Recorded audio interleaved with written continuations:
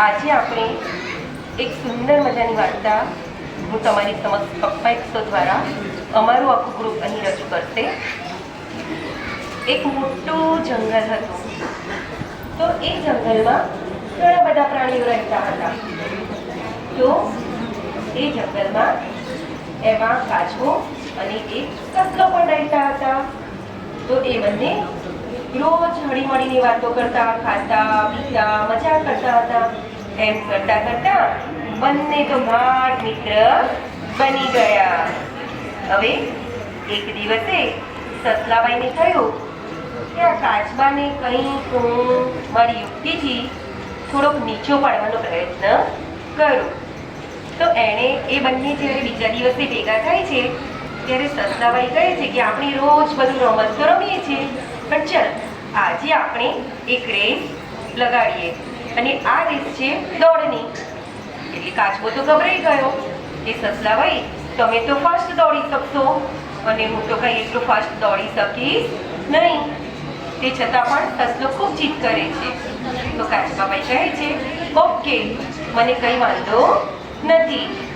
પછી એ બંને ધીમે ધીમે પોતાની રેસ સ્ટાર્ટ કરે છે।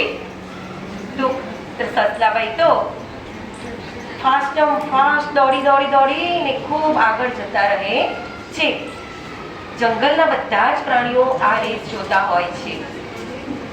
પછી સસલાબાઈ પાછળ વળીને જોઈએ છે તો કાચબાબાઈ તો ખૂબ ધીમે ધીમે ચાલતા આવતા હોય છે। તો ત્યાં સસલાબાઈએ એક મોટું ઘટાદાર ઝાડ જોયું, તો એની નીચે સસલાબાઈ ઊભા રહ્યા। એમને વિચાર્યું કે કાચબો તો ઘણો જ પાછળ છે, તો લાવો હું જરા અહીં આ ઠંડી હવામાં આ ઝાડ નીચે બેસી અને થોડો આરામ કરી લઉં અને ત્યાં સુધીમાં કાચબાબાઈ આટલે આવે એટલામાં હું દોડતો મારી જગ્યાએ હું પહોંચી જઈશ।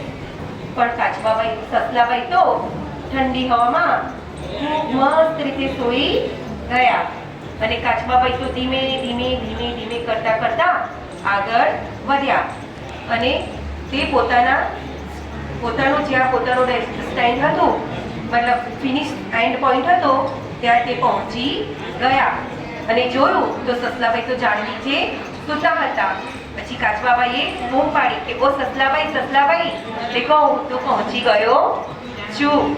અને જંગલના બધા જ પ્રાણીઓ ખૂબ જ ખુશ થઈ ગયા અને સસલાએ જોયું તો કાચબાબાઈ તો પહોંચી ગયા હતા। તો આ વાર્તા પરથી આપણને એવો બોધ મળે છે કે ક્યારેય પણ આપણે કોઈ પણ વસ્તુનું અભિમાન કરવું જોઈએ નહીં।